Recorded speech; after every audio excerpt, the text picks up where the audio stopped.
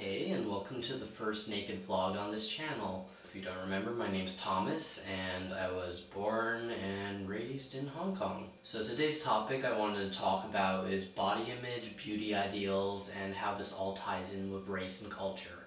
So I attended international school in Hong Kong, and over half the student body was Chinese. And as I grew up, this led me to start thinking about what linked me and what separated me from the full Chinese people around me. Part of this was language. I could not speak Cantonese. Another part was just physical features. Basically separated my features into what I thought was something white and what I thought was something Chinese. I'm sure a lot of you have done this, thinking about your nose, your eye color, your hair color, the texture of your hair, and trying to see which side it came from your mom or your dad. For me, I thought that my eye color was lighter than most Chinese people, so I got some of that from my dad because he has hazel eyes. My hair color is black, so I thought that was Chinese. My nose shape, I actually have a bridge, so I thought that was my white side. My jawline is white. My eye shape is Chinese, but I have the double eyelid from the white side. I have attached earlobes, which is more common in Asian people, and I have lots of arm hair. Later in life I had chest hair, which is definitely a white feature or something from the Jewish side of the family.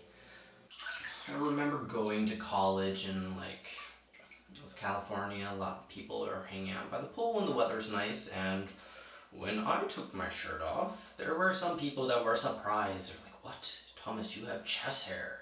Like, yes, I do. And I think the reason that they were surprised, in the US, a lot more people regarded me as just Asian rather than white or Hapa, and the whole chest hair thing does not coincide with that whole idea of me being Chinese. Going to PE class when I was in upper primary, middle school, and just feeling slightly self-conscious and embarrassed because of the amount of leg hair that I had, and also having white person thighs. They looked really large compared to the other Chinese boys there, so that was one thing.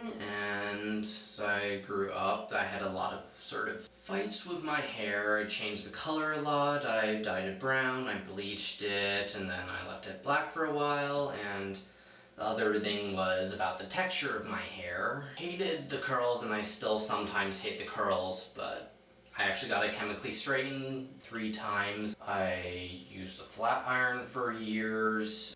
And I remember after I did straighten my hair that there was one time I went to the airport and the lady in security spoke to me in Cantonese. And where usually if I'm walking around the streets in Hong Kong, a lot of people just think that oh, he's not full. They'll just speak to me in English. So having the airport person actually speak to me in Cantonese was affirming towards my identification with being a Hong Kong person, and that made me feel good.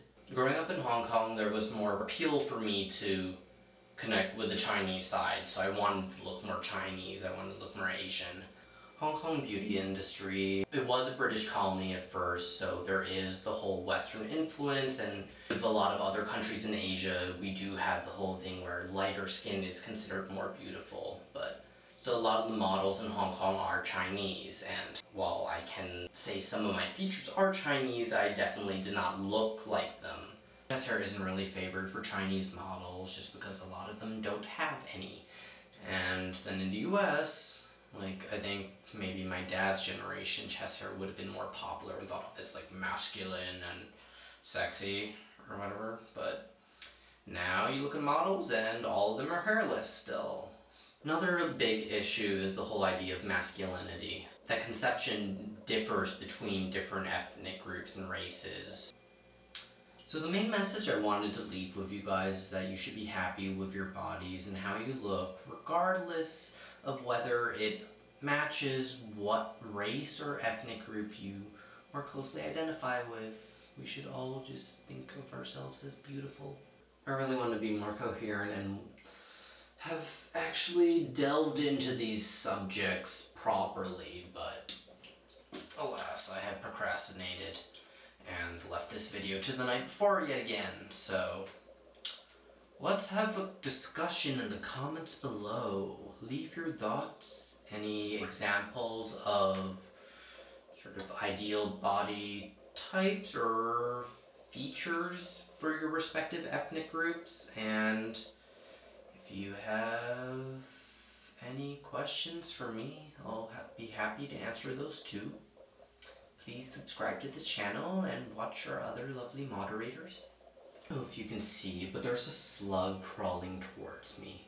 This is the problem with living in the countryside.